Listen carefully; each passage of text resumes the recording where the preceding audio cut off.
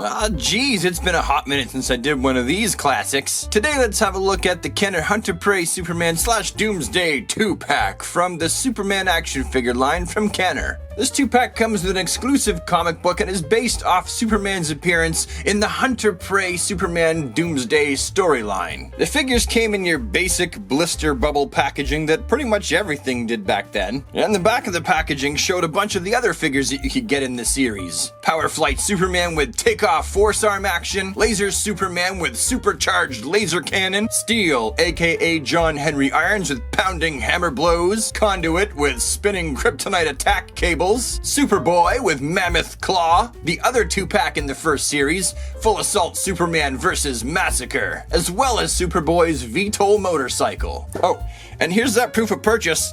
Not that it's gonna do any good now.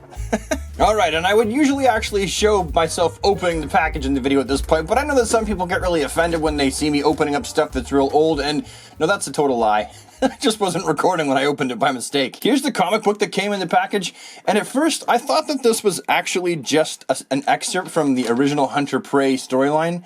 Although, if I'm being honest, I don't recall ever reading this, and if I remember, when Superman had his battle with Doomsday in that suit, it went completely different. Superman ended up with a broken arm. I don't recall it ending this way, like, at all. In other words, I don't think that this is part of a reprint. I think this actually is exclusive to the 2-pack. And then we got the figures. Superman and Doomsday. Now this 2-pack, which was produced in 1995, was unique in the fact that the Doomsday action figure contained therein was the first of its kind. That's right.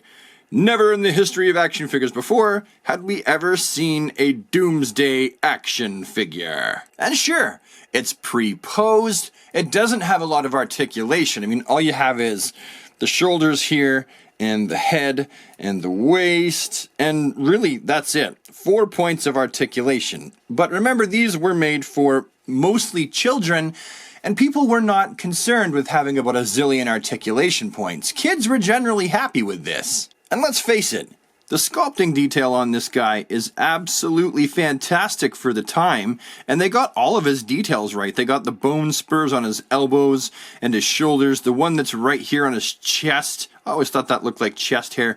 They got his Doomsday hair flapping in the wind just like it constantly did in the comic books. They got the face really, really well. That looks really, really good. They got the hose around his waist there that holds his pants up. They got the colors right, the knee spurs. The sculpting detail on this is accurate to the comic books, and it's also very, very well done.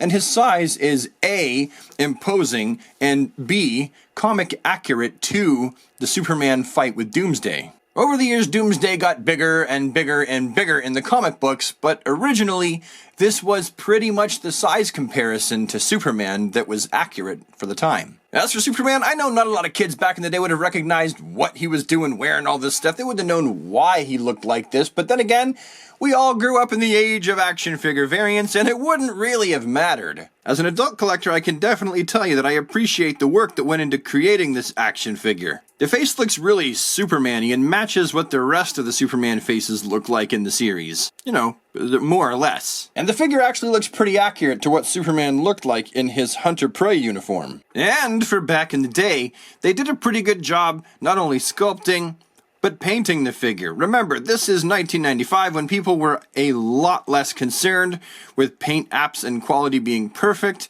and they did a pretty good job. There are some areas where maybe there's a bit of slop, maybe they didn't quite paint it the right color, but in general, for 1995, this looks pretty good.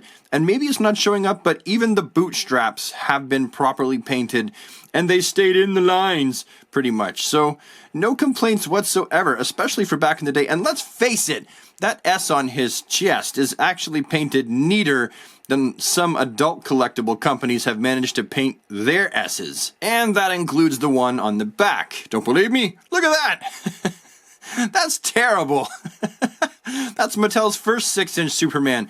Don't get me wrong, I actually really like this figure, but this S on the back It's atrocious. And as far as his articulation went, just having that articulation here of the peg at the top of the neck, he had the shoulders that had some articulation, and the groin, and a lot of that articulation being rendered almost useless at the fact that his legs were pre-posed, so there really wasn't any real reason to put his legs, you know, like that, because let's face it, okay? This is probably the most pre-posed foot you will ever see on an action figure anywhere, anytime, ever! But honestly, it doesn't really matter. This was a kid's toy designed to be a child's plaything, and I think it did a great job being just that. A child's plaything. If us adults wanted to buy these too, well, that was just fine, but we were the secondary market. And back in the day, I likely would have bought these guys and posed them on a shelf just as proud as ever, regardless of the amount of articulation that they had. Yeah, anyway, super friends, that's my story, and as usual, I'm sticking to it, so hopefully you found this video to be some kind of a useful waste of time, and if you did, don't forget to leave a like on the video, a comment down below, and subscribe to the channel if you want to see more of my face and hands show up in your inbox, and you shall join the ranks of the DC squad and become a super friend. And until next time, take care and have a DC day. Bye for now.